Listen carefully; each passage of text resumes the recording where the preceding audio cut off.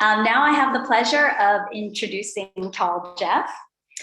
Currently a Chief Operating Officer at Sphere. Jeff was previously COO at Stack Exchange, where he was responsible for running the business behind Stack Exchange's network of Q&A communities, including Stack Overflow.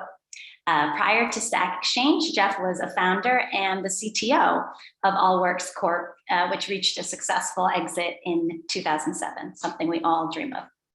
And in the earlier days, he started his career as an engineer at Eastman Kodak and Xerox. As a COO myself, I have the utmost respect for other COOs because it's a very, very interesting role and can be widely diverse depending on the company, the stage, and industry. So I'm personally really, really excited to hear from Jeff and all the wisdom he's gained over the years. So now I'd love to hand it over to Jeff. So feel free to share your slides now. Here they come, I think. We got it. Thank you, Charlene. Yes, thank you for the introduction. That was a very nice, comprehensive coverage of my career. As you can hear from all the things that she talked about, it basically just means I'm old and I've done a lot of things over the years. And probably the first thing I want to start off with in the presentation, a couple disclaimers. The first one is, this is obviously based on my experience, and even though I'll try to speak fairly authoritatively, a bunch of topics I'm really interested in, I definitely don't want it to come off that I never made any of these mistakes. In fact, a lot of what I share here comes from making mistakes and really learning some things the hard way, and I'm hoping to be able to impart some of that in some basic tools and frameworks that might be helpful to everyone here. I'm really looking forward to the discussion at the end and talking more about some of these ideas. We can only cover so much in an hour. And hopefully if this goes well today, there's a bit of this you'll see, especially near the end of the presentation, where I'll hit you with a bit of information density with some checklists and stuff that could really be potentially in their own right, some more presentations that we could do maybe in the future, diving a little bit deeper into certain areas, because obviously there's a lot going on with the COO role and different aspects of running businesses the way we want to run them. So anyway, there's that. And then the other one was this presentation. You guys are going to be the first ones to see the whole thing. Nobody else has seen it except for Ajrina and Aaron yesterday, but the deck was not even done until about 20 minutes ago, or at least 20 minutes before I signed on. I was sick last week. My voice is still recovering and everything was delayed here a bit. But anyway, with all those disqualifiers, we're going to jump into this here and talk about COO, being a CEO, understanding and keeping the job, and even what the job really is here. Let's see. So first of all, let's go with the fundamental basics here. COO is an acronym for what? I actually hear this sometimes, and I'm not claiming that anybody here, hopefully in this call, would really think of it as Chief Operations Officer. But I kind of want to make a point here about this, that the COO acronym is clearly not Chief Operations Officer. And what by this I mean is that really talking about COO as an operational role, I think undersells a lot of what the role is about. And I'll be foreshadowing a lot of this whole presentation here in terms of how to think about the COO, but I want to make a very clear distinction between operations and some of the stuff that goes on in finance or a manufacturing line or customer support, or these things that typically are in the line of responsibility of a COO or a VP of operations if you're aspiring to be a COO and some of these other types of operational roles. But there really is a fundamental distinction I wanted to make at this level that is a core to this. So definitely not Chief Operations Officer, but very much fundamentally Chief Operating Officer. And what I'm saying here basically is that you really need to think of the COO as head of the operating company, not head of the whole company, but sort of like the machine that is the internal part of this productivity engine that is trying to generate value for customers and shareholders and employees and everything. And so that's really the core of it. So you can think of it, especially in today's terms, we don't really have manufacturing lines anymore in a lot of businesses. These are a lot of knowledge workers, or a large percentage of the workforce is knowledge work. And so what the COO is really trying to do is run and manage and improve in various ways the integrity and build the integrity and scale this network machine of knowledge workers going together, taking the inputs of capital, money coming in, people coming in, raw materials, if you will, in various forms of knowledge and or physical stuff, and really output value to shareholders, employees, customers in various ways, right? And so what we're really saying here then, in a sense, I'm going to claim around COO, and what we're really trying to do is like or talk about this in terms of accountabilities. Like, what's the accountability then of the COO that's kind of unique and specific to the role? And I'm going to claim that is operational excellence, basically. This is all about exactly how precise and accurate and well run this company can be, how predictably we can scale it and stuff. And so, like, that's really the essence of what we want to keep in mind when we think about it. It's not just like making sure that things, deliver to market on time or have a predictable process for X or Y. It's really about the holistic view here. And that's what we're going to spend quite a bit more time talking about.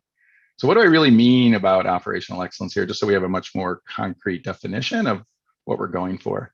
As an engineer or as a past engineer, we talk about a notion in engineering of quality attributes. In other words, what makes something good?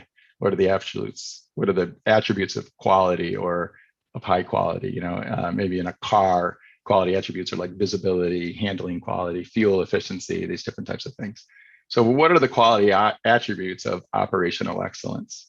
And what are we really aiming for in this?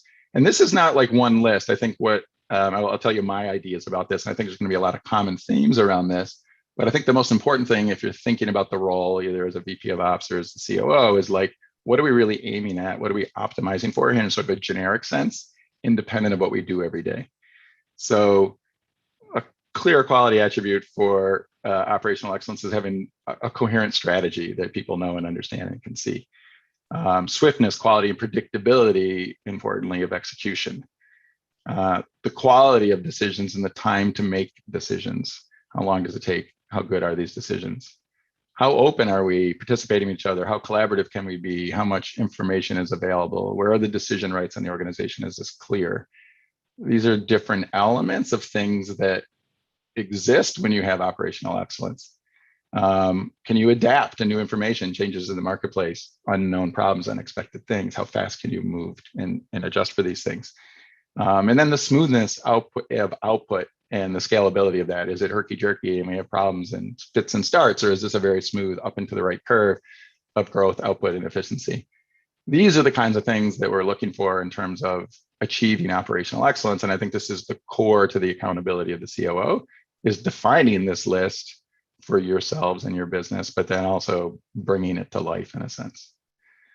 So, in plain language here, if you want a little bit easier to remember, like, what are we really saying? This very clear company strategy is an extremely important part of it. Doesn't mean you have to come up with it, but it definitely needs to exist. Achieving better productivity, better collaboration within the organization, and in a sense, just more fun for everybody working. And whatever your definition of fun is, some people want to work really hard, and there's super long hours and work ethics, and we're all really committed to die on the field, achieving things for our customers and our business. Or maybe we want to work 9 to 5 with a light schedule, like just all of these elements of what we're trying to create here in terms of the environment of the company. Not necessarily responsible for these things, and this will get into the next slide here, but realizing that you're accountable, that we are purposeful about what we're trying to achieve, what's the dream state around these things in terms of operational excellence, is really, really core to the role. So accountability and accountability and responsibility. A little bit of a Harvard MBA or somebody's MBA sidetrack here. This is probably really basic for most of you, but it's actually really important to emphasize the separation between these two things, because as we move and advance in roles, and I'll talk about this a little bit more, these two things start becoming a lot more distinctly important and separable from each other. So accountability, what do we mean? This is the person in the organization for the given thing that we're talking about. In this case, for the COO, operational excellence. This is the person that's accountable for achieving it, even though they're probably not necessarily responsible for doing the things that cause it to happen. So the unique thing about accountability is when we name a particular accountability, something like operational excellence, or even like a salesperson closing deals, there's an accountability there to close deals. Only one person can be accountable in the organization for anything. And maybe they're people higher up in the org chart by association are accountable for the same thing in the way that the COO is accountable for everything in the organization. But then responsibility is this idea of like, what tasks are we actually executing? Who's actually doing the real work? And in some sense, we'll talk about this a little bit more, but COOs to a large extent are not doing a lot of real work in the responsible sense. It's all acting through and acting out the accountability in the organization. And so this is a really important idea that even I want to get into a little bit more in terms of role seniority, because as COOs and people trying to really finely tune the machine of what we're doing every day in the businesses, this is an important aspect of tools that we have at our disposal to help people navigate some of the things that we want to navigate. So I want to talk about this a little bit more so we really appreciate what's happening here. So we'll start with the responsibility at the core. And this is the people actually doing the work. So I guess we'll go back to a salesperson and think about it, that an individual contributor, almost by definition, what an individual contributor is in the organization is that their accountability bubble, what they're accountable for and what they're responsible for are the same thing.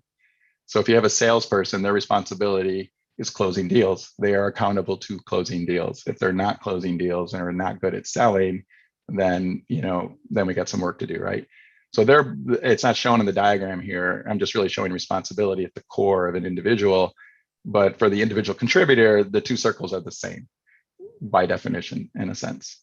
And so then what happens is when you have a manager, maybe for example, a manager of salespeople, they start to take on a broader accountability here without actually taking on the responsibility anymore.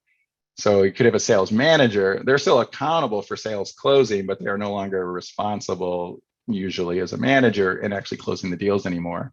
They act at a distance by training and influencing their people to undertake the responsibilities of actually selling. And this, in a sense, is what it means to become more senior in the organization, where you start to have accountabilities where the responsibility is with other people. And so then if we keep going up, director level responsibility, this would be a functional level thing, maybe director of sales. They're clearly not selling probably at this level at all. And now they're mostly responsible for executing a strategy for sales that a VP probably gave them to determine how we're going to market and selling in the marketplace right now, right? And so the director of sales is basically maybe participating in the definition of a strategy, but for around selling, but is mostly just responsible for wielding all the resources to carry out the responsibilities of the sales getting done, meaning hiring sales manager, hiring salespeople, doing all this stuff in this functional capacity. And then the higher level people are acting more and more at a distance here, right? So then you get up to the VP level. VPs usually, at least in my definition, are basically responsible for generating strategies around stuff. What is our whole selling strategy? How are we actually ramping up in the market? And that's going to be collaborative with other people, clearly. And a VP is clearly starting to work across the organization to wield their accountability around a sales strategy. But ultimately, that's what they're doing. And then the next level up is the C-level accountability, where we even go further. And I'm going to claim, is at the highest distance here of having a ton of accountability over stuff, but almost no responsibility for it directly anyway, even perhaps in a functional level sense, but certainly in terms of this organizational view. So with this in mind, I want to talk a little bit more so we got this idea that responsibility and accountability are starting to deviate here as we grow up in the org chart. And what I like to talk about these things is like bubbles of accountability, right? So if we have our traditional org chart, and this will be very intuitive, I'm hoping. You have a VP of engineering. They're accountable for everything to do with engineering and engineering well, basically, right? And the responsibilities would be in these people that report to them, and the direct reports follow on down the line. VP of marketing, very similar, right? This accountability bubble around their function. VP of people, accountability around their function. And then as drawn here, a VP of ops with accountability over everything to do with operations here. And then of course, just to complete the picture, there's this broader accountability bubble that encompasses everybody, which the CEO owns, which is the overall accountability for everything that needs to happen in the organization. So while we get into all this, it's really interesting in my mind to now look at the VP of ops role that hopefully, or maybe perhaps many of you are in, or maybe were in at one point. Or even as part of your ladder moving up, if you're VP of ops now, and you all of a sudden, congratulations, you're promoted to COO, our inclination is to think about this as our accountability bubble, right? This is where we sit in the org chart. Here's the problem. What actually really happens with this when you become COO is this.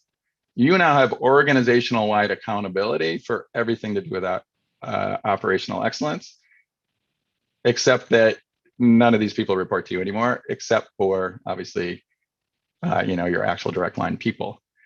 And so this is where a lot of stress comes from and challenges come from in the COO role is that the CEO, if we look at this, they have a lot of organizational wide accountabilities, but everybody kind of reports to them, right? In some sense, that puts them in a bit of a better position than a COO to be doing what they need to be doing. So much so that there's tons of stress. And if we're not really taking in what this means, this can cause lots of problems. And if you talk to people that are struggling in a VP of Ops role and are trying to be like a COO because they're doing the things they need to be, or you're actually in the COO role and really struggling to get people in the organization to do what you need to do, this is why it's such a highly compensated position when people are really successful at this, because this is a very difficult thing to navigate. And so I want to talk about more about what this really is going on here when we talk about this organizational wide accountability that's shifting. So if you think about, again, that we have the entire organization with the CEO that the CEO has accountability of the entire organization. Absent a COO, in the way that I've defined this, the CEO has actually operational excellence accountability. And what happens when somebody gets promoted in the job or hired to be a COO, this is what's happening. This evaporates from the COO or CEO and becomes a sole accountability of the COO. And the point being here is that if you're in the COO role, you have to realize that you're the CEO of operational excellence. And this is a profound shift into how to think about the role, because I always love reading these articles, that I see around about, here's the letter to the CEO to tell them how to help their COOs be better COOs. And, these come in different forms, how to get the job and what you need to do and things like that.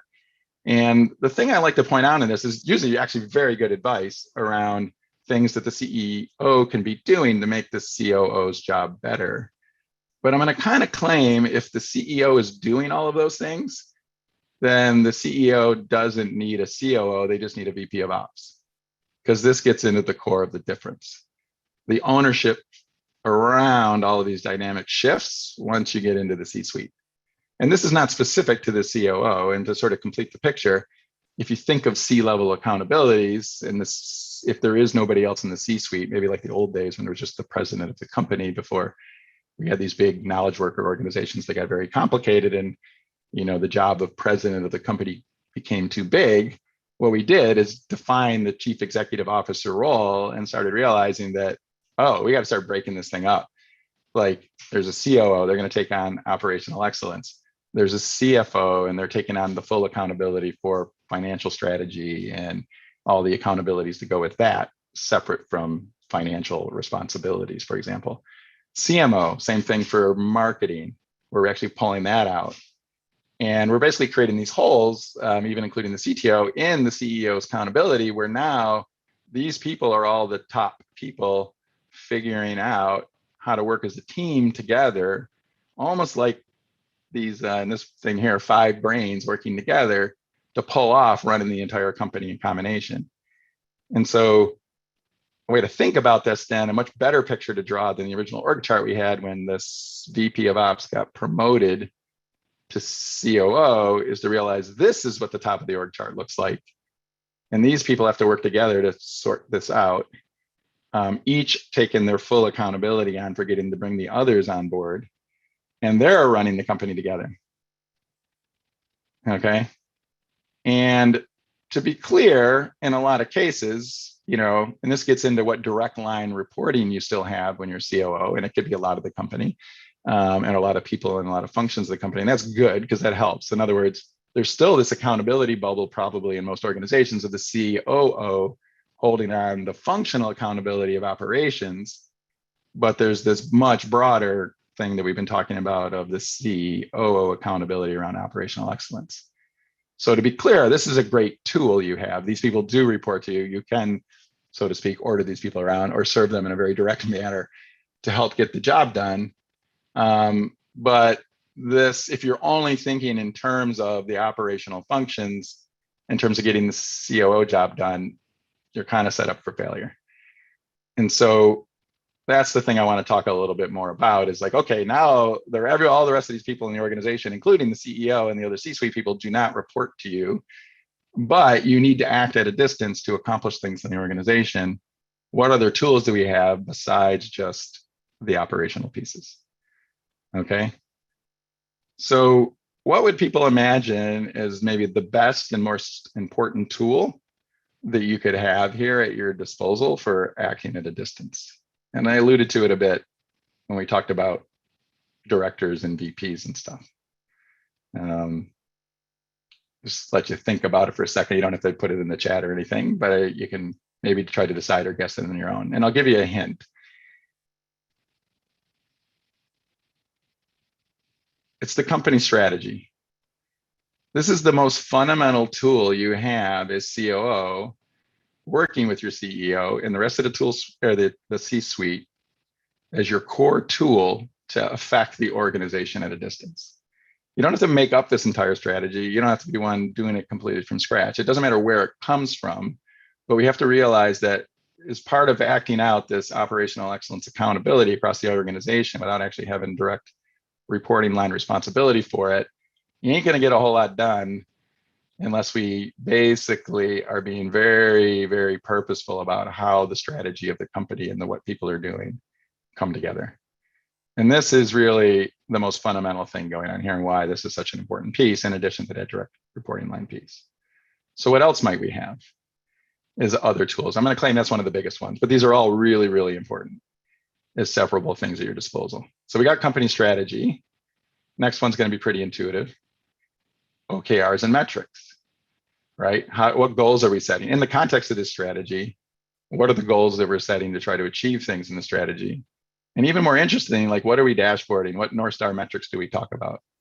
Are purposefully picking metrics in a sort of you are what you measure kind of way is another really, really important tool for achieving the operational excellence. And adapting these over time based on the needs of the evolving strategy, changing conditions in the business and stuff like that. It's going through this process and having a very purposeful stuff around this that really sets you up as another key thing. But let's keep going. What else do we have here? Another super powerful one is the CEO and founders. These are very important people in the organization. Clearly, if they're speaking out against what you need to get done, this is going to be a major problem.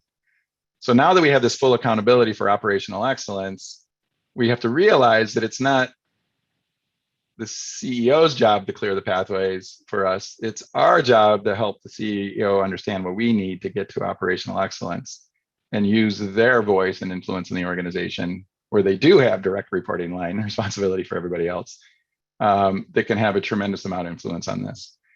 So these are going to be the people that are either undermining or dramatically enhancing your ability to be an effective COO. And I'm really trying to point out here that the burden of this relationship with these people is actually on us as the COO, coaching them, influencing them, getting them to understand why this stuff is so important. And we'll talk about this a little bit more, but that's really the core thing. And if there's one thing I kind of was slow on the uptake in my own career, it was really, really understanding this, being frustrated with a founder or a CEO because they're not doing certain things, and just really fundamentally learning like, oh, wait a minute, this is part of the job. Like, this is why I'm here. We have to bring everybody on the journey, which leads to the next most important tool that we have in the suite, which is the bully pulpit of the COO. I don't know how many people know this term, but it's just like a perfect fit. It comes from literature somewhere. I don't even know the history. But the bully pulpit is your ability to get out and be in front of the people and do the stump speeches and the company meetups and management by walking around and using your visibility in the organization, your influence, coaching people, guiding people, helping them see the things they need to see to be more effective in the organization and undertake the things we need done within the context of the strategy or all these different elements of operational excellence. And this one, at least for me, I'm more of an IT and J type person, like to be the strategist in the back room, thinking about it. Strategy, no problem. The bully pulpit one, that's a harder one, at least for me. Some people do this much more naturally and maybe are not paying attention to the strategy one quite as much and making sure that's really thorough and fit and complete. And so all of these coming together are really, really, really important. What are you doing to be out there leading the way to influence everybody in the organization about what needs to happen just through the influence and fisticuffs even if necessary, all different ways you can influence people. That's probably the last resort, but those are really the things you do. And then certainly last but not least is your own agency. Come Monday morning, something needs to get done. What are you going to do? Are you looking for permission? Do you want everybody to align to this? Or do you just act? And I'm not saying bulldoze people, and I'm not saying, damn the torpedoes and everything happens. It's not about that, but it's realizing the most important thing you can do is just using your agency as a leader. Because like a lot of times I think we don't act and we're looking for permission because we're worried about people are going to think of us, or we're worried we're going to get fired because the CEO said they didn't like it. The reality of the job is, as a COO, you're going to get fired either way if you don't pull this off. So you have to take on the ownership of actually making the things happen. And I have a wonderful example of this, just so people really appreciate this. It's not me, actually. It inspires me every day. I'll actually probably get teary-eyed when I think about it. It's somebody that was on my team that wanted to, help an employee move on. And within the company culture, we didn't let people go. We're a nice organization. We don't like letting people go in the organization. And, obviously that's our last resort, to let people go. But the bottom line is, it was the best thing for everybody to let somebody go in the organization. And actually the CEO of the company was expressing their discomfort and the fact that, like, are we really going to do this? Are we this kind of company? Are we actually going to have this discussion and figure out how to help them find another job and stuff? They didn't want to do it. And this is somebody who was on one of my teams. And they're like, I kind of gave them a heads up of what the landscape was and talk about how we want to do this. And he did the most inspirational thing I've seen in a long time, which is like, on Monday morning, I'm going to go in and I'm going to have the conversation with this employee that this is their going to be the last couple of weeks of the company, and we want to discuss where they're going. And if the CEO or anybody else in the company wants to get HR involved and have a performance discussion with me or fire me because I did this thing, they can do that. But for me, and where I sit in my job and what I'm trying to accomplish with my team, this person needs to go. This is unbelievable. This is acting your agency, making the choice. And the funny thing is when they did this, the CEO got the update saying that we made this decision. They're like, okay, great. Sounds like it was necessary. I mean, it was all bound up in people's heads, and even the CEO's head. They just wanted somebody to act. And this gets to the core of really any leadership position, really using your agency. But as you get more senior in your organization, and especially in a COO role, because of all of this soup around cross-functional stuff, like a CTO, yes, they have organizational level full accountability for the technology platform of the company. But most of the technology is being exerted through people that mostly report to them, right? Like, in other words, it's probably VP of engineering, and most of the technical roles, maybe a bit in product, and it gets maybe into 2 functional areas. But for the most part, it's more well contained than COO, which every single day is always the entire organization by definition to actually achieve organizational operational excellence, right? So unless you're using your agency to bring people along, you're going to struggle. And I think maybe other than strategy, it's probably a coin toss here. The agency and strategy and acting, that are the 2 most important tools you have, and you really need to take advantage of them. So let's just summarize these. I covered a lot of them, go through them quick. Obviously, we'll share the deck and everything, especially in some of these slides coming up a little bit that are a little bit more checklisty. But, what are these tools we said then, right? You got your direct reports and all the people that report to them. Usually in sort of operational stuff, this is obviously extremely useful, deploying IT systems, new CRMs, new whatever's, ticketing systems and all that kind of stuff. These are things you can act and get budget for and do things directly, relatively straightforwardly, extremely important, but doesn't have a lot of power and influencing across the organization. The company strategy, I do think this one's number 1. In the storytelling, I didn't put it at the top, but I'd probably put this at the top. The OKRs and the metrics we're defining. It doesn't have to be OKRs either, this one system, but our goal setting system, setting goals in the context of the strategy and getting people to agree and align that. This is stuff we normally think of, but just realize this is part of a toolbox. The CEO and the founders, getting these people on board and using their voice and influence to really make things happen. The bully pulpit yourself, of basically your own voice and influence in various ways, doing the sub speeches and stuff. And then once again, your agency, certainly last on this list, but not least at all by any means of this. Okay, take a breath here to drink of water. So this is kind of the Harvard MBA way of talking about it. Not that I went to Harvard, went to a small school in upstate New York, and don't even have an MBA for that matter. But in any case, this is sort of the logical ITNJ, very systematic way of thinking about COO. So the next thing I want to do is talk about what this job should feel like. And this is where I'm talking about feel like to us doing it. What are we trying to channel here? and maybe yourselves in your operational roles and having influence in whether you're COO yet or not. We show up every day. What does the job feel like to us viscerally, right? And what are we aiming for here, right? So I'm just going to put some of these up. I mean, I won't comment on every one of them, right? Like, what do we feel like when we show up and we're doing our jobs?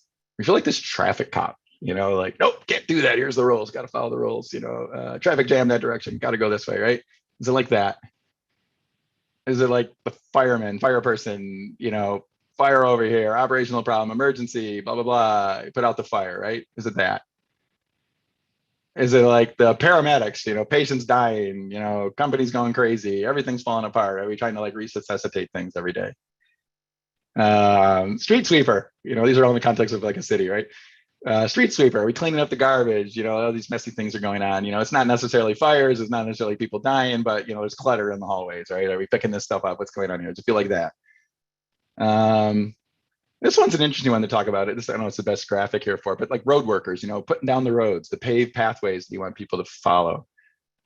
This one's got some, it's got some merit to it, I think. But where I would say that maybe it doesn't channel the best things is that it's kind of functional in nature. In other words, that's actually what operational people are doing, right? Actually helping people lay the processes in. The operations team is doing. The more people that are direct reporting to you, they're doing. This is a bit more short term, and nearer term is probably what that undermine.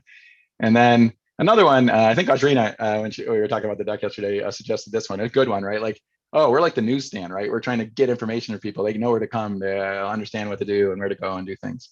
And this one actually kind of I think that's a pretty good one. I don't think it's complete enough, but it's a really important element of going on. Maybe its main limitation on this one, if it's not obvious, is that you really want the information to be in front of people without them going anywhere. You don't want to be a choke point. Like this should sort of be oozing out of the organization and place all the information. And so if you're really kind of thinking broader to where I'm going to go here, it wouldn't be quite the newsstand. It would be a little bit different, right? So basically what I'm saying is I don't think it's any one of these, really. It's certainly not what you're aiming at. And I'm not saying these things don't all show up on some days, believe me, they all do, right?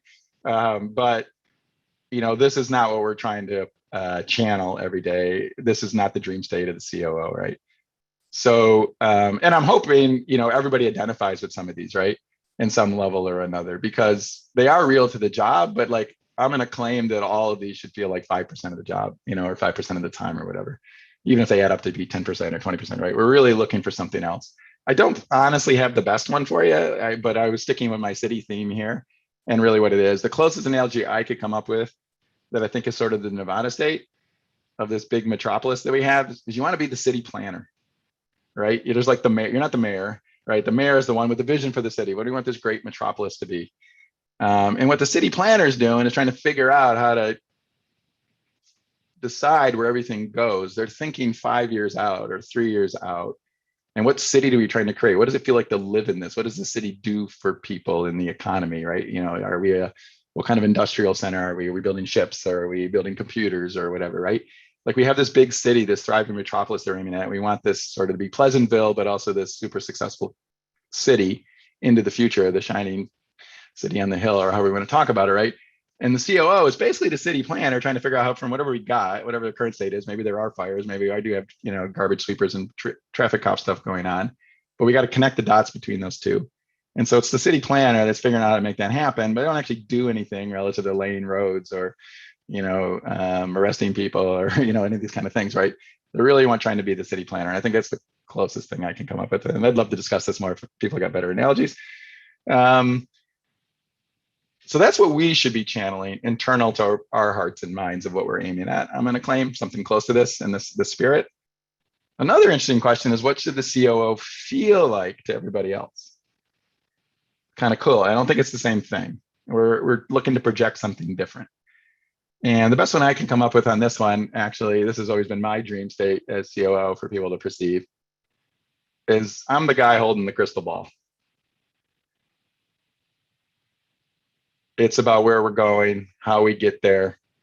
We're seeing into the future. Nothing unexpected is happening. Like it's living every day like it's this dream world of optimism of we control our future. We're creating where we're going. We know where we're going. We know why we're going there. That's what we're really trying to deliver to the company. as the COO. And then not just personally in the bully pulpit stump speeches, but literally every day, it should feel like that's what the COO is doing for the business. Okay, now let's talk about the partnership with the CEO.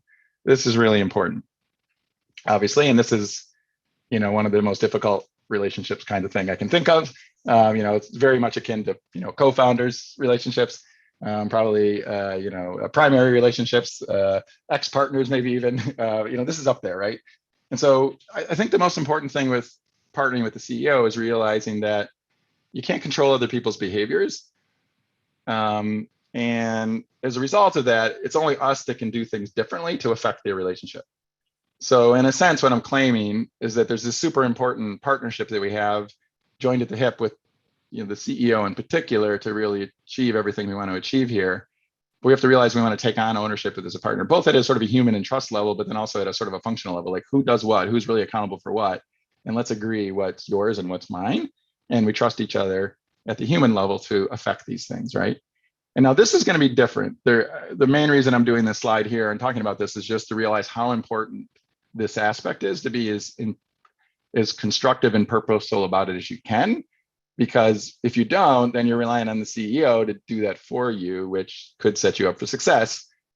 Which kind of got back to my point before about, writing articles or talking about what we want COOs to do. I think it's great to think about that. But in the end, there is one relationship between you and your CEO. And what are you trying to make happen? And how do you want to divide up the role? So as a very coarse general thing, I mean, this is where the COO role can be very widely varying, and it depends so much on who the CEO is and what their experience is, and even what your own is on a day-to-day basis. But I think probably core normally is that in terms of dividing up the responsibility around like what you got, what you're doing together to make happen and how you're dividing it, is that the CEO is basically responsible for the vision. They don't even necessarily have to be coming up with it. It could come from founders if the CEO is not the founder, but they have to kind of own that. Their accountability is making sure that there's a very clear vision around where we're trying to go. I talked about in the mayor of the city and what does this great metropolis look like. That vision is going to come from the CEO normally. And then there's this very important shared thing that has to happen where I think there's essentially joint responsibility over the strategy. Doesn't matter who's really coming up with it, but I'm going to claim because it has such a huge influence on your abilities to be successful in the role, as COO, you got to be at least accountable for the fact that a really good strategy exists and that you're working out with the CEO to figure out how we get to it. And this can involve other people in the C-suite, it can involve VP, there can be lots of people involved in this, but the accountability and the responsibility around this existing is in the core of this relationship for success. And so I usually call that sort of divided. This is the one thing where, push comes to shove, both people have to be completely aligned on this. And if I think through my career, anytime where I was struggling with the CEO COO relationship or with my co-founders, who probably was the CEO at that time and I was like CTO back in the olden days, it's because we didn't actually agree on the strategy really, or maybe even what the goal was, the strategy was leading to in terms of our vision, right? And so we needed to clarify those things, and we can see from this whose responsibility or accountability is which. And then the one that I think mostly always lands in the COO camp is communication of the strategy, the plans, the goals that exist within that. And then clearly that all of the execution related stuff, no matter where it is in the organization, is actually happening using all the tools we talked about. And then beyond this, there's going to be functional responsibilities. Certain things does report to the COO, certain things does report to the CEO and other C-suite people if they exist, and those add in. But in terms of this relationship and partnering, for me, this gets to the crux of it anyway. And once again, love feedback or discussion around that if people have ideas. So what we're saying then, and it gets back to this diagram, if these C-level accountabilities, especially when there's a multiple C-suite, I focus here on the CEO COO relationship because it's so important, but basically everybody in the C-suite that takes on this top level of accountability for stuff at the top of the org chart have to be fully aligned on exactly who owns what and trust each other and work on all this nice coaching and team building kinds of things so that you achieve that, because you really do have to be multiple people acting like one and face towards the organization. You can argue about everything in the back room, that's fine, but alignment of this group of people is core to the success. And because operational excellence is the COO's responsibility or accountability, I should say, I'm going to argue that the success of this function, even though you'd probably say that the CEO should be doing that, I would not rely on that. You got to take it over. Like, in other words, there's operational excellence that's needed within this bubble right here of these people doing these things. And so, just raise your hand and use your agency and make this happen. Like, that's what you really are shooting for here. So that's all the formal parts of this. Before I just dive into a couple more sort of practical things for you. Oops, what happened here? Oh, there we go. So some checklists that you can go through. They're not literally checklists, but I'm going to hit you a little bit of wall of text on a few things just to maybe contextualize a little bit more for reference. Some useful sort of things, both day to day and a bit longer term. So the first list is this day-to-day focus and actual responsibilities now. Like, okay, I got this massive accountability that we've been talking the whole time here about. What is my kind of day-to-day responsibility then? If it's not really operations per se, especially if you have a VP of ops reporting to you, or have other good senior people on your team that are really taking the day-to-day load of operation stuff. So what are we really doing in the context of this COO thing? Taking that CEO and founder vision, however that's coming together, that accountability that we put on the left and the partnering slide, and making sure that that's clearly and always translated into a very robust and clear strategy. Again, you don't have to do this, but you are the the street sweeper on this one. Day to day, you're always evaluating and thinking about the connection of these two things, and that where we are and where we want to get is well connected.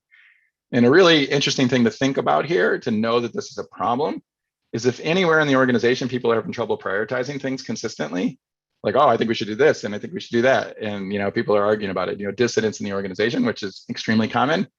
That is the litmus test that your strategy is not complete.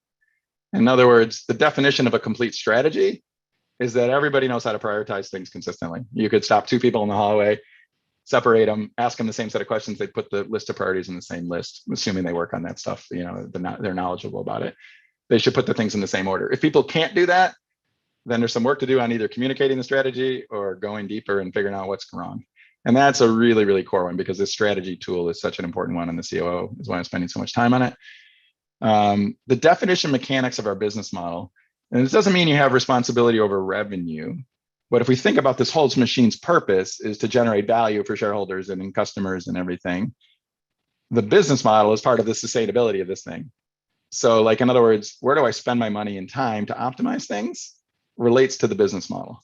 Can we afford this amount of money on customer support? Or I don't know. I mean, in the business model, we're going to know what we can afford to spend per customer. How much do I need to optimize it?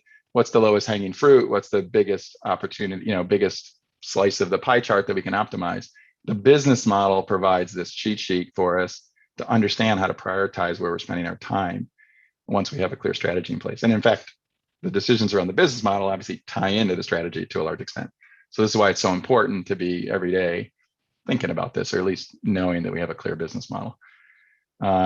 Looking at predictability of things. The canary in the coal mine is that predictability is the thing that goes out the window first, right? So I always love this too, like when people talk about planning, especially engineers, I'll pick on engineers because I'm an engineer, right? It's like, oh, we can't plan that thing out and tell you the deadline because we've never done it before. Let's just start working on it. We'll get it done quicker rather than wasting time in planning. The problem with that, or any type of thing that feels like that, if you're not doing planning and setting deadlines, is there's no loop to close to know whether you're doing well or not. In other words, setting a goal as your hypothesis about when we think we can get it done and whether you can accurately hit that number, revenue number, or timeline, or deadline, or whatever it is. If that's not predictable, then you're not very operationally excellent in a sense. So by thinking about it in terms of predictability of things and accuracy of predictions, and being faster than wanted, or being slower than wanted, is equally bad. I mean, one has bigger implications, but if you're sandbagging it in a sense, that's bad. And if you're underestimating too, that's bad. So hitting the bullseye on your predictability is the signal of operational excellence. If it's not, or at least you're not tracking this and trying to narrow this margin, then you're giving up a nice thing that you should be paying attention to all the time. Tracking velocity, not speed, right? This is kind of my favorite ones. Again, a little bit of an engineering thing. Velocity for everybody is speed and direction. We could be moving really fast, but are we going the right way, basically? My dad used to be executive at a company, would talk about the difference between motion, we're all moving and doing lots of stuff, and movement, which kind of means we're making progress, right? So think in terms of velocity and think about metrics and measurements and stuff that are about speed and direction. Are we going the right way? And the strategy is really the thing that tells you this, right? You're measuring this against the strategy in a sense, speed towards desired goals in a sense. Metrics, people love vanity metrics, hey, we got more signups, or we got more revenues reviews or questions in Stack Overflow, more questions posted on the website. That's great, but it's a monotonically increasing metric that's going up. If I have 10% more questions this week or month or year, is that good or bad? You don't really know unless you talk about it relative to efficiency. In other words, let's just not talk about improving something 5%, 10%, 15% over its numbers last month. It's kind of a vanity exercise. What you want to do is talk about how efficient something is.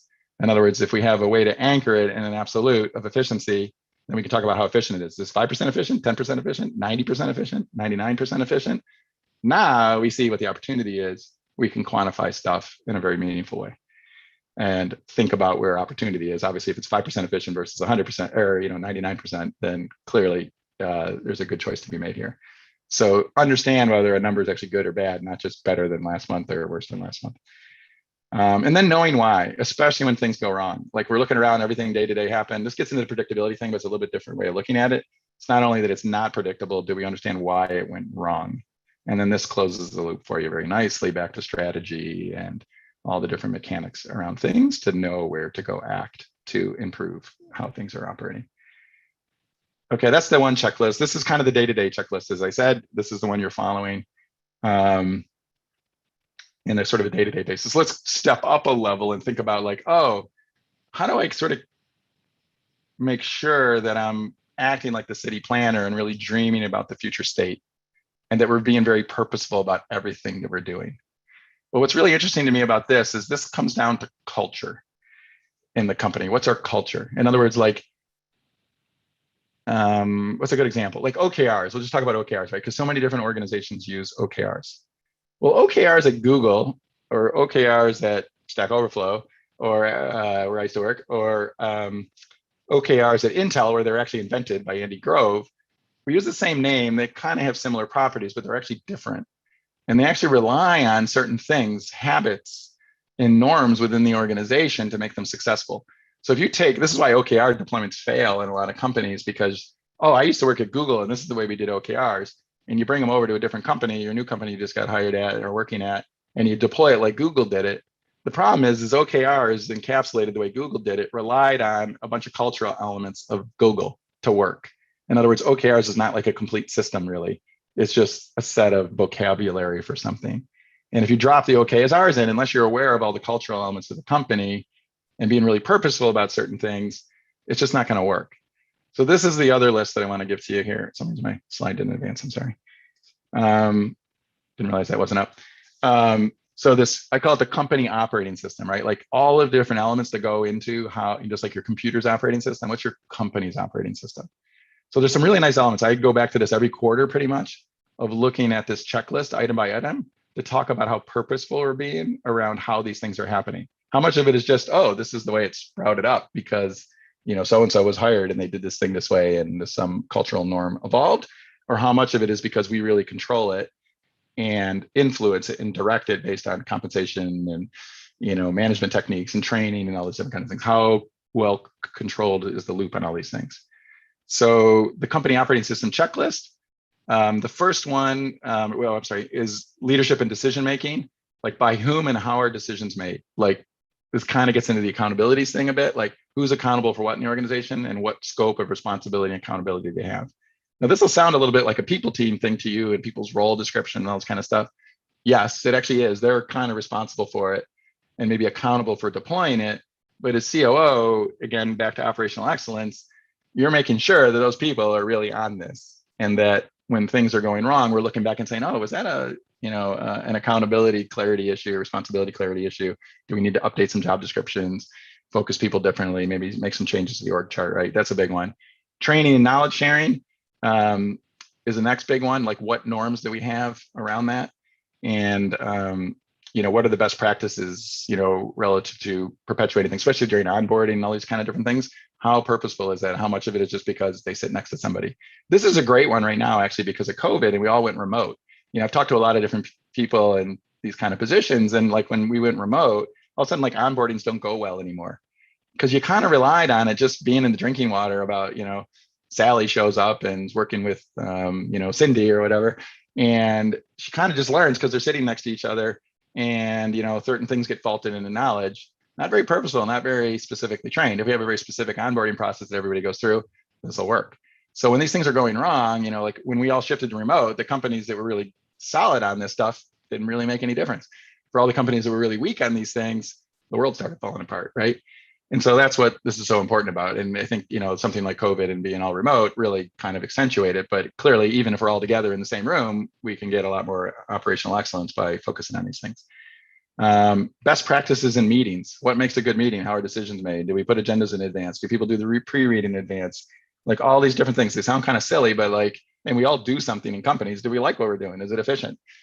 Can we influence that? Absolutely, right? And so, what are they doing for us and how do we want it to be? And again, I'm not saying anything's right. There's the Jeff Bezos rule where everybody spends the first 10 minutes of a meeting or whatever reading all the documents. It's great.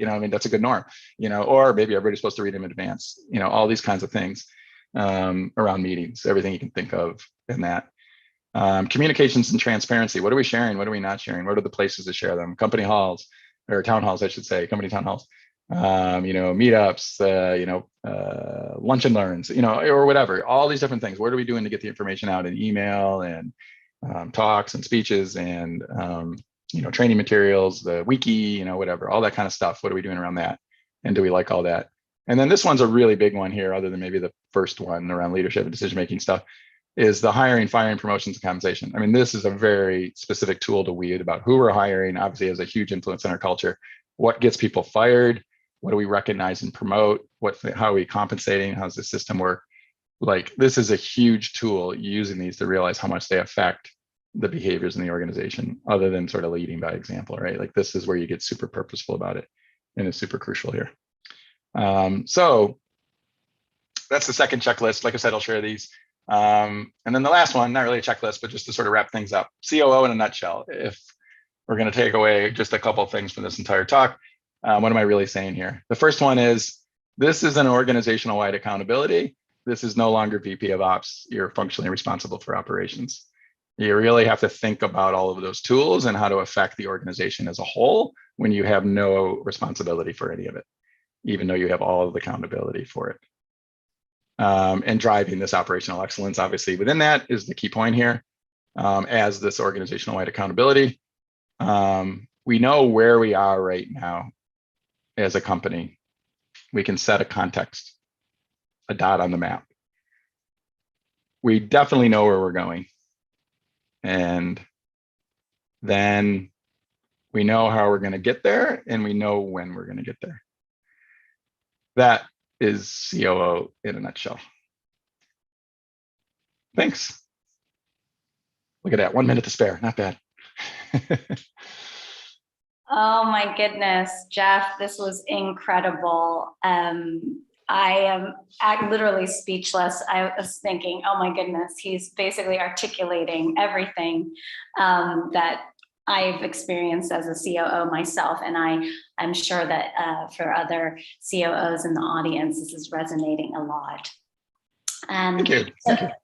I'm going to, if you don't mind, if you could stop sharing your slides so people can focus on you. I have the pleasure of kicking off the Q&A portion.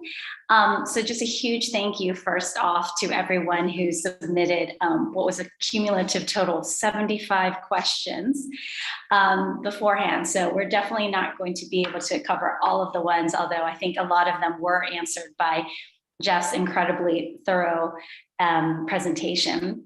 So I think what we will do is I've grouped some of the questions that have come through live, as well as cherry picked a few from the list submitted previously. And then Jeff, we're gonna put you on the spot. So feel free to keep submitting questions, but just keep in mind, we only have about half an hour. Yes. Okay. Yeah, I tend to get wordy on answers here, so I'll try to keep it short. Yeah, you guys cut me off if I overkill it. Perfect. Thanks so much, Jeff. So I think I'm going to start with the bucket of questions that came around relationships, which you highlighted a lot in your presentation. I think highlighting the ever important relationship with the CEO. So what do you think about the different profiles of CEOs? And maybe could you share ones that you've meshed with best in your career? And could you kind of highlight what were some of the key levers to the success of working together stylistically, complementing each other's skill sets, whatever created success in that CEO-COO relationship? Right. Great question. So really it comes down to common values, I think. So I was in a COO role that great founder, love them, still keep in touch, but it wasn't the right job for me. And ultimately, I'm super big on servant leadership in the most holistic view you could be. You empower everything. The organization's upside down. I'm here to serve. Well, the serving idea wasn't quite so core of a value to this particular founder. And there's nothing wrong with that. It was just different cultures. And there's even kind of a little bit of a, I'm American, US, UK thing a little bit. It's a bit more hierarchical in the UK a little bit. At least that's been my experience so far. Thinking, I guess maybe comes from the Queen and the those kinds of things. And again, no judgment in this, but I think, so the core of my answer though, is that was a bit more of a difficult relationship that we really had to work on.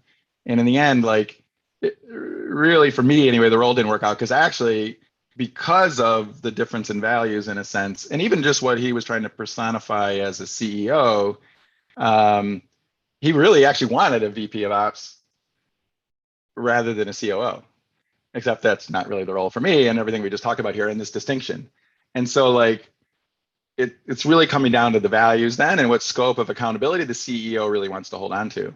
So, if you want, and this is just my definition of COO, I think it's a really useful one that's probably effective for most companies, but getting this thing down that we have common values as humans around how we want to make decisions and what we value individually, those kind of need to be aligned, or at least they don't have to be the same, they have to be compatible. And then the other one is, what accountability does the CEO actually want to give up, and being really clear about that, within this picture. And, we can break it down more than just operational excellence. We could just say you're only responsible for 3 of those cultural elements or something, and not responsible or accountable, I should say, for the other ones. Right. And so just, I could share it actually, if you want. I'll give Joel Spolsky, who is longtime partner when we built Stack Overflow together, CEO and founder of Stack Overflow. He wrote, and we worked together, but he wrote he's a super good writer, blogger, well-known, great job description for me and for himself to really divide this up. And I could share you mine. It's actually kind of funny because Joel writes funny stuff, but it really gets crisp around the things that are dividing this up. And, in terms of the accountability aspect. So I think, just to summarize 2 things: value alignment, not the same, but compatible. And then a clear agreement on exactly that little bubble I drew where there's a CEO and you're carving out pieces. We got to agree on very explicitly what we're carving out. Great. Thanks so much for sharing that. Okay. I think I'm going to go next to, there was a group of questions that was around the evolution of the COO's role. So it can differ a lot from early stage to kind of, pre-series A, where you have product market fit, but you're not quite at scalability.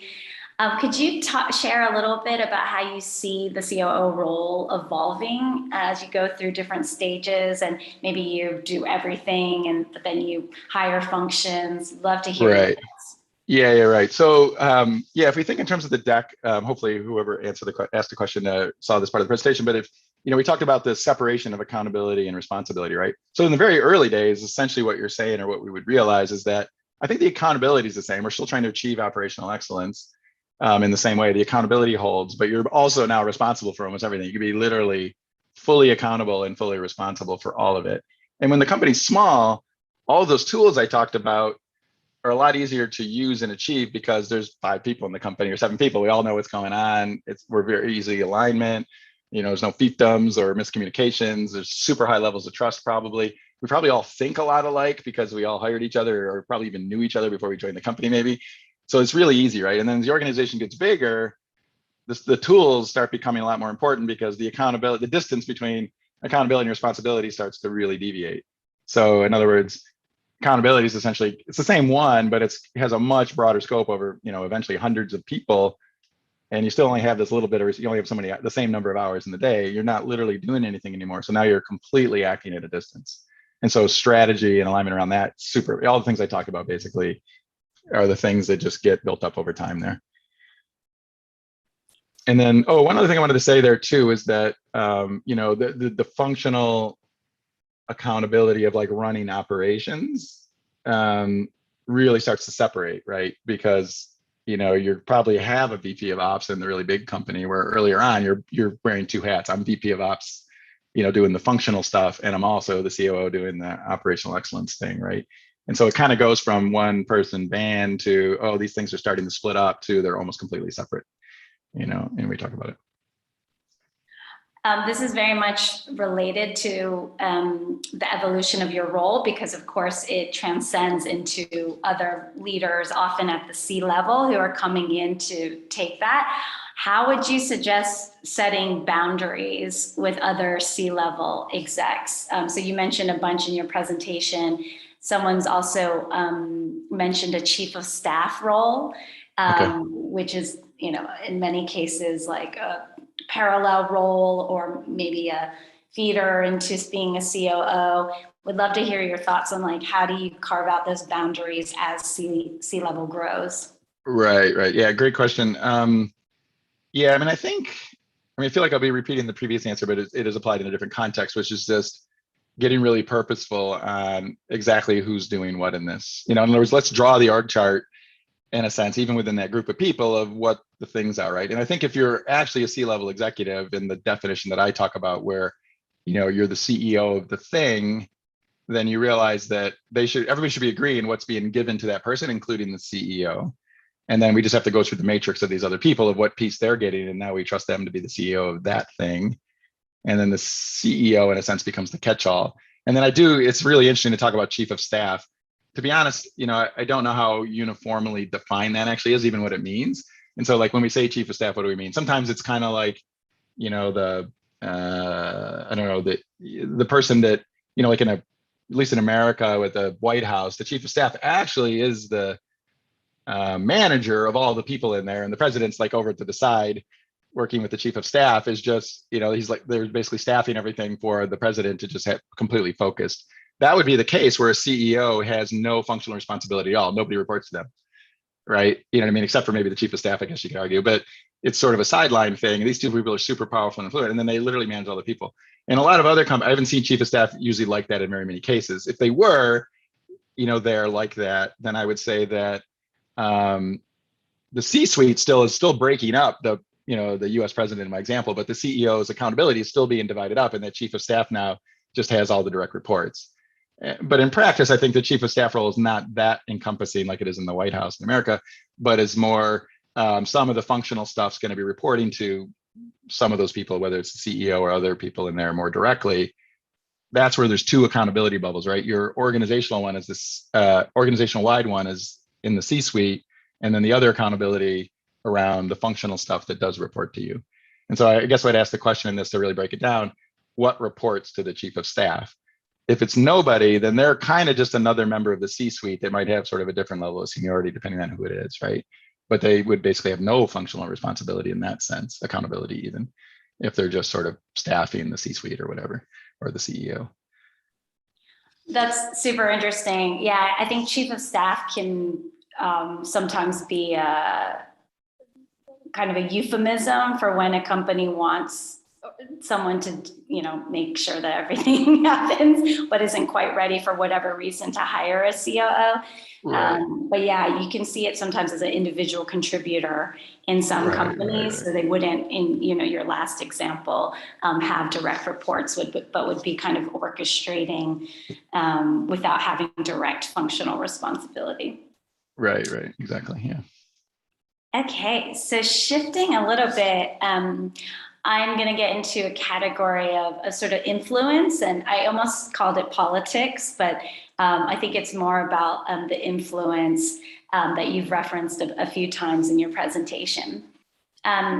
So one person said, I'm a COO of a small size company with direct reports across a wide range of functions, so finance, design, business intelligence, people, ops, regional managing directors. it can be difficult to create a sense of joined up momentum as a group, as we all have very different roles to play in the company. And it's difficult to clearly articulate back to the business what we are working on at any one time. Right. Any advice? Yes, it's a great question. I mean, this is the, pick the garden variety company off the street, this evolved mid-sized company, whatever. This is going to be the state, I think, in most companies actually, right? Like in other words, most companies are average sort of by definition, and then you got really, really well-run companies, and you got ones that are really, really struggling, right? And so most people are in the middle of the bell curve. So it's a very common situation, my point. That's why it's such a great question.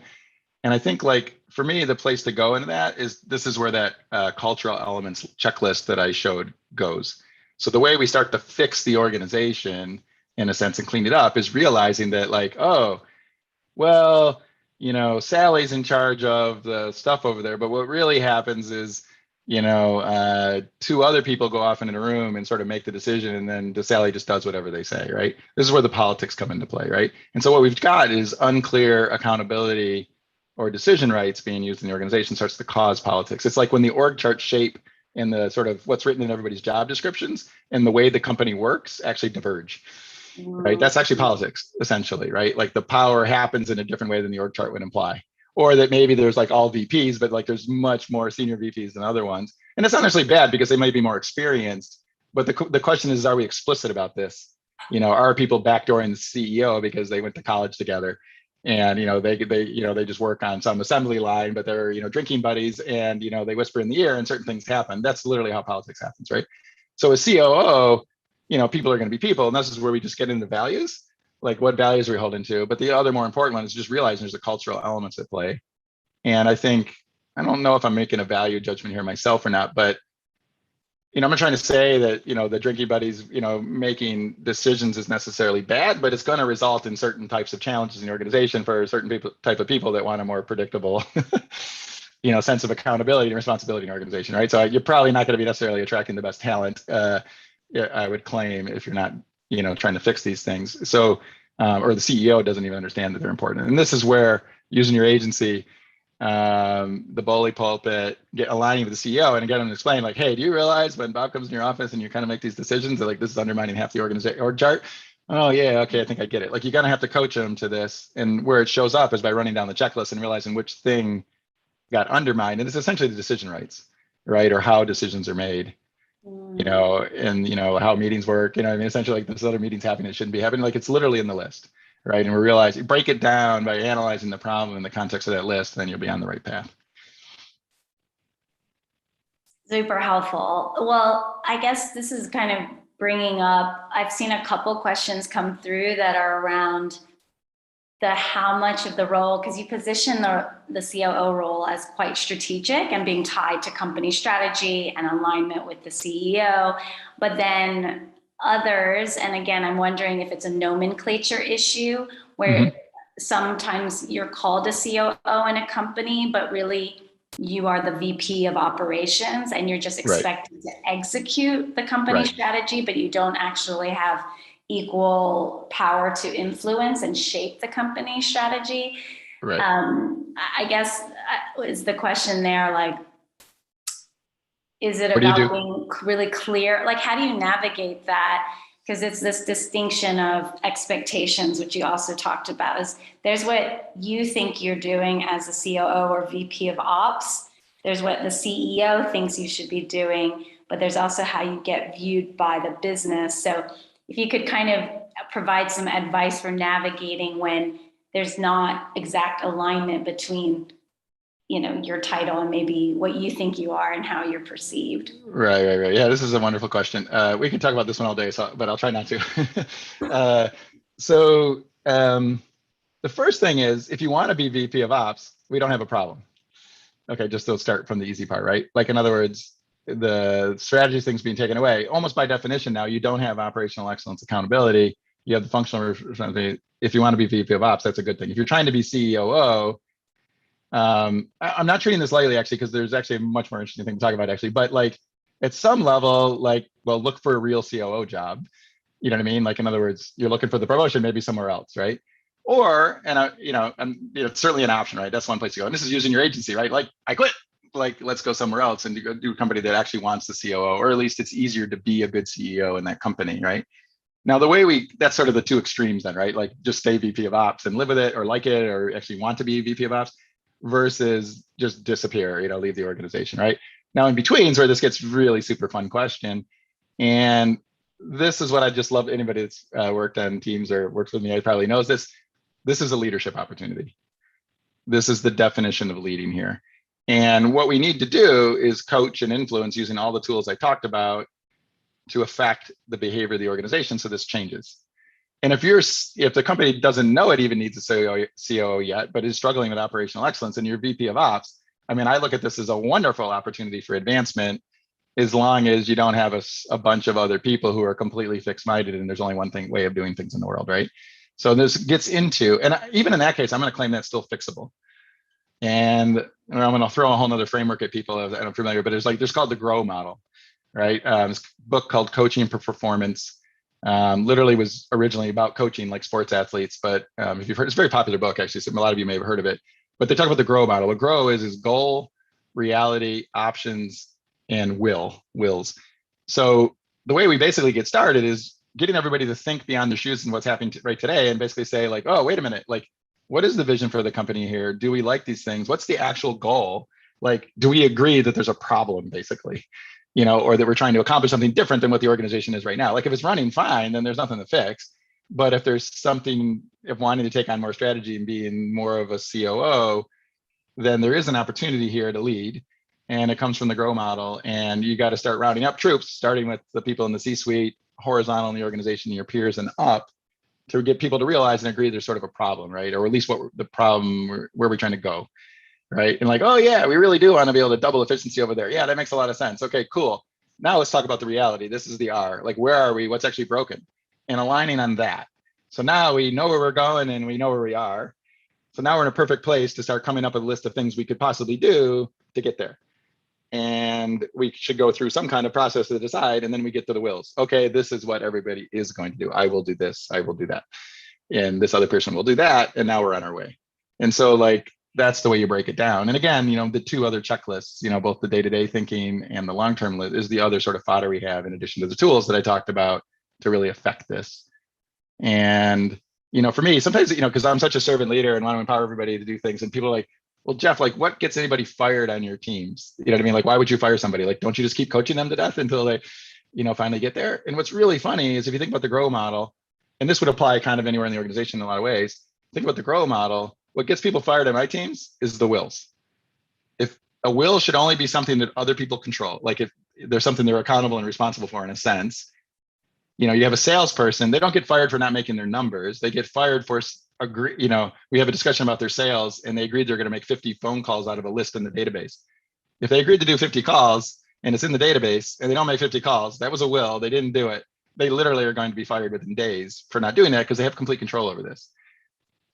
You see what I'm getting at? But if they do it, then they're going to start improving and we just keep going from there, right? So this is the perfect litmus test to think about how you manage anybody or influence anything in the organization is you just get them the wills. And when people aren't doing the wills, then you start figuring out who their boss is and they should be getting coached, trained, whatever, to start improving the organization. And this is where your agency comes in. Like they work for somebody else, but you work through the organization to surface the fact that the wills aren't happening. And this is a whole set of tools to be using to get people to change, right? This is where the essence of servant leadership and coaching, basically. And so that's really where we go with this whole thing. And now it's just a choice of me showing every day as VP of Ops. Do I want to do all the work, make all these things happen? Or it's just not fun. And I feel like I'm working with a bunch of people I don't really like, or, we don't have the same kind of values. They're not following along with this. Well, then great. And then you go look for another job, right? Like it's an easy decision. And that's really how the relationship should be determined. Do we have common values, or at least consistent ones? And do we agree on the goals? And then the whole framework sort of holds together. Fascinating. Well, we could do a whole talk on that, right? Yeah. No, I love it. Well, I just want to stay with one more question about this influence. And one of our attendees has called it like the soft power that you need as a COO to navigate that I find that generally operations leaders, we don't like to be political, but you can't help it. Every org has politics. So, you gave the example of the wills. It seems like, again, this all goes back to the reporting lines issue, we Right. can establish, and we have direct coaching, authority, and we can set up these tasks and things for our teams. But then if you could just highlight a bit more of like, beyond the tools and the KPIs is like, say it's, I'm just picking on finance for now, if there's Right. some issues in the finance team and there's poor controls, that's not your team. So how do you kind of like, do you go diagonally and try to influence the team and inspire them? Or do you talk to their direct manager or the C-level? Like, how do you navigate that? Yeah. Okay. Great question. Well, it kind of depends. Like, in other words, I mean, the first question I would ask in this is it actually a problem? Like, in other words, if it's over there in finance and finance doesn't report to me, it's another thing. At one level, the first place I go is trust them that they're actually doing their jobs okay and that competent people are hired. Okay, it's just, I mean, I'm not suggesting that wasn't the case, but just to kind of do the basics first for all of us here. Like, the first thing is actually to not assume something's broken. Like, in other words, I'm starting from the point of curiosity. Like, well, why are they doing that thing over there? Like, that doesn't really make sense to me. It seems completely ridiculous and silly, but maybe it's not. Like, maybe there's some really good reasons, budgets, cuts, or, who knows? We don't necessarily know, especially in a bigger organization, right? So that's the first thing is let's be curious. And, at the lunch table or whatever the casual way is to go on, sort of what's the term, the private eye or whatever, Sherlock Holmes, and just be really curious about, what's actually going on over here? Like, why is that? Start asking some questions to get curious about what's going on. The very act of doing this, either you're going to find out like, okay, that's kind of reasonable. And they're actually on it. They got a plan, but they deprioritize that. And in 3 months, it's all going to be taken care of, right? So like, that's a result of a lot of stuff, Now, when the company's in really bad shape, then the bigger question might be, okay, that's clearly a problem, but is this like the biggest burning fire or not? And that's going to be the other thing that's going in my mind. Let's pop up at the highest level and say like, that's just a little, a basket in fire. Like there's a dumpster fire over there in the back. So, you know what I mean? So let's not get tunneled into something that just happens to be frustrating us. But then let's assume that we're going to go fix it. We get curious. In this growy kind of way, you get curious. It's all about questioning, right? And, the book does a way better job than I will here, but questioning, like curious why this is going on and everything like that. Just this conversation might get them to realize, like, oh yeah, Jeff, you're right. That's a great idea. This gets into holding the crystal ball. You're the COO or VP of Ops coming around and they're like, be helpful, basically is what I'm saying, right? Like be helpful to these people. And you will find it, most people who are pretty good at their jobs or at least care about the company and are engaged at any level, they're going to start responding right away, especially if you work on the trust and all these other kind of things. So you can do it kind of locally. Now you could have bad hires and problem people or their managers really tell them to do silly things. And they're like, yeah, oh my God, whatever, this other thing. And then you're like, okay, cool. But now you start knowing where to go, right? We just got to follow the breadcrumb trail. And I'm not even saying, as a bigger organization, like a lot of the stuff I wouldn't do myself, but, I'm making a phone call or sending an email or whatever, have a discussion with somebody who's close. It's like, ask them what I think's going on over there because they just know, right? Like there's going to be other people that are closer to it that kind of know. So it's just, being curious and following this path. And then you start to figure out where the real root cause of the problem really is. And is it a problem? And does this make the list? And this gets, the day-to-day checklist I talk about is exactly this, right? Like, oh, there's something not very predictable and consistent going on over there. That's a smoke, for the fire. And like I said, we just have to be curious to figure out whether it's already been solved. And you get the idea, right? We just start honing around on it. And we're basically just whipping out the toolbox and the grow stuff on the people until we get to the part in the org chart. And ideally, you do it at the peer level, right? The other C-suite, like that's in, his functional or her functional accountabilities. And you give them the heads up and saying, yeah, something's going down there in finance. I don't know what's really going on, but like you should be on it. And a good team, boom, they're on it. Like someone's going to take care of it. Done. I put in my checklist, go back in 30 days, see what's going on, you know what I mean? Or whatever, but like that kind of thing, or more likely task it out in that case. But yeah. Does that make sense? Is that helpful? Yeah, well, okay. I mean, it's helpful for me. I hope it's helpful for, okay, yeah, sorry. For the person who asked the question and the rest of the audience. But it sound helpful. Oh, yes. Okay, so I think we're coming down to the last few questions. So I have one systems question and then some skills questions. So on the systems side, and you talked about your kind of day-to-day task list, you talked about checklists, but there's something about what we've joked within Operations Nation as operations, so there's like sales ops, rev ops, finance ops, but there's ops. So it's like the systems to manage operations to manage operations. Do you have something like a COO Master Dashboard? Is it a tool like project management? Is it a giant whiteboard? Like, how do you manage all of the day-to-day, short-term, daily, weekly, monthly, long-term planning? Okay, great question. Hopefully this sounds to try, like, it just is into the scale of the organization clearly, right? But like at Stack Overflow, like, I didn't, right? Like I didn't do that, right? Like, in other words, this is where the tool comes in of operating at the strategy level, right? The tools I'm using are strategy, town hall speeches, all these kind of stuff. So that day to day, I'm sort of ducking the question in this part, but I just kind of want to make a point that, especially as the organization gets bigger, as COO, you don't want to be doing this. Now, somebody needs to be doing it, and this gets into whoever the operations manager is or the director of operations. And I'll answer the question maybe in that context, if that's helpful. But like, you see where I'm going with it though? Like you don't, right? Like that you want to be out of that. And this is about being the city planner, actually, not the laying the roads or the traffic cop or all these kind of things, right? Now, if I'm a director of ops or whatever, somewhere further down, and we're trying to keep track of everything we're going here, it really is rooted in what we're instrumenting. So like, in other words, what is helping us determine what the priorities are of the things we're going after? So like, and again, this is why it ties back into strategy, and why I answered the question earlier, that is like, what's the priority list of things that we want to tackle based on importance to the business model, or cost structures, or, urgency and the criticality in the strategy if this thing doesn't happen. So in other words, we got to come up with a scoring system to be able to have a prioritized list. And it's rooted in the idea that there's like purposeful strategy. Remember when I talked about before in the presentation, if everyone heard this part, where the litmus test of a strategy being incomplete is that people are confused about prioritization. So, whether it's deploying, this HR system versus this, bug database or whatever, like, if we can't actually, if we have scarce resources and we can't reconcile it, it is a strategic question, actually. And, in the end, like mechanically, if that's interesting to people, what we did, the coolest thing that I don't remember who came up with this idea. We had a thing called the CEO report, or was it the COO report at Stack Overflow? And what it was one Trello board that had a card on it for every single team in the company and every single project in the company. And we put it in the pirate mode. I don't know if you guys know what that is, the pirate mode. The card starts looking like old and worn if no one's actually done anything on the card.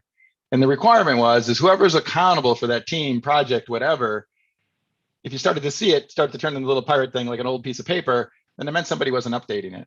And everybody that was accountable for anything in the organization or responsible for any of these projects had to put something in that was a status update around like where it was at. Even if it was just a link to a document to say it's still in the document or whatever you did to refresh the card. And on the back of the card was a list of like the strategy doc for the project, the goal sets, all this stuff. It was a list of all the stuff that was relevant to that thing. It was like the essential state. So all of those actionable lists basically showed up distributed exactly in the shape of the organization and the way it worked.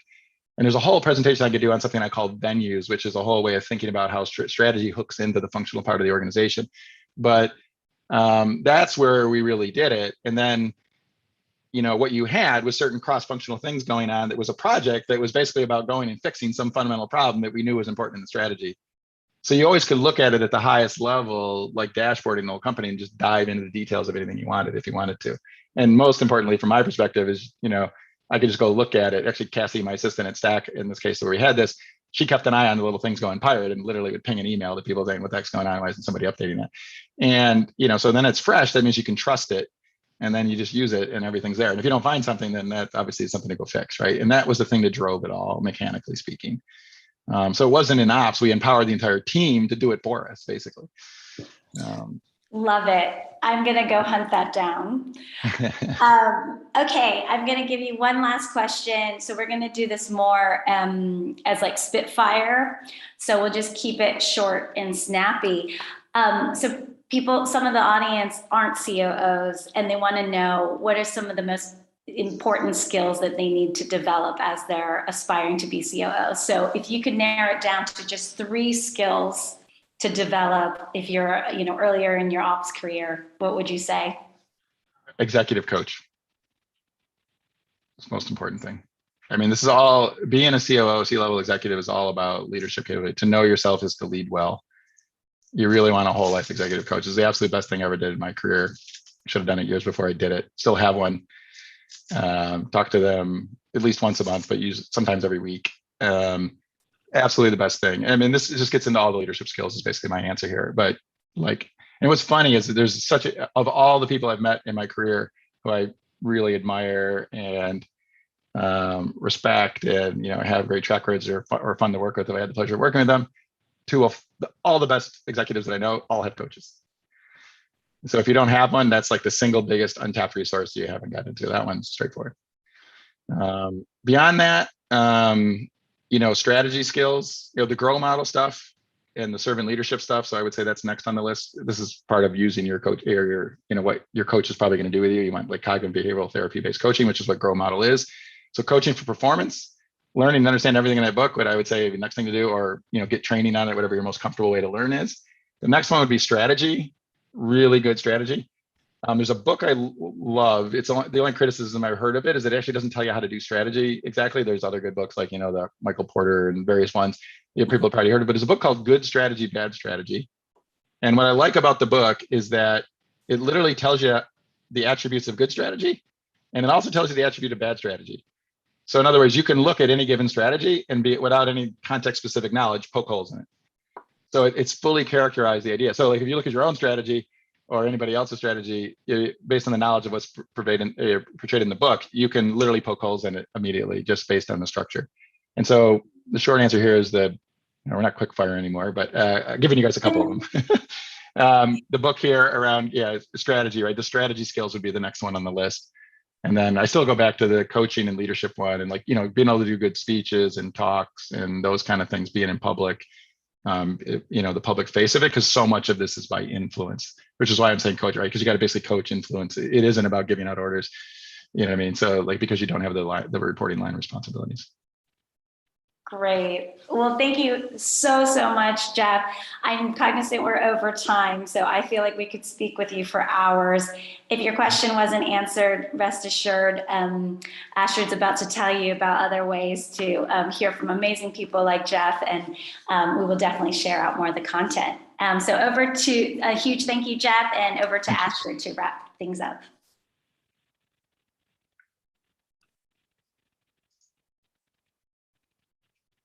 You're Sorry. muted. Oh, there yes. you go. Yeah. There had to be one moment where someone was still muted, right? Otherwise, it's not a Zoom session. Thank you so much, Jeff, for this enlightening presentation, the enthusiasm, finding the questions fun. Also, a huge thank you to Charlene for the moderating and putting all the questions together in batches. Really great job there. And Adrina for doing all the incredible behind the scenes work. There's so much going into making this go smooth. So thank you so much for all that effort. We also want to thank our sponsor of today once more, Onsite Accounting. It's been wonderful working with Martin, especially since he has also had a career in operational leadership. So it's great to work with people who understand what it takes to be in operations, and it just makes a really great collaboration. And then finally, we also wanted to let you know that we'll be sending out a survey shortly. So considering content and future events and future content, please give us your time to give that feedback, because it will help us prioritize the right content. And since there's not that much out there for ops people, it would be wonderful to hear from you. You can also follow us on LinkedIn, where there might be some hints already somewhere in our timeline about upcoming things potentially. So definitely go and subscribe. You can also sign up to our mailing list, which you can do through our website, which is operationsnation.com. You can subscribe to YouTube, where you'll find all the event recordings, past and future and present, actually, since we're live on YouTube right now. And then also, if you have anything that you want to share with us, anything at all, please don't be shy and come and talk to us on hello@operationsnation.com. And then I want to close off with thanking you all for joining us as well. Thank you so much. Without you, we wouldn't be able to pull off such a great event as well. So really appreciate you joining us tonight, and we hope to see you soon. Thanks for joining. Thank you, everyone. Thank you.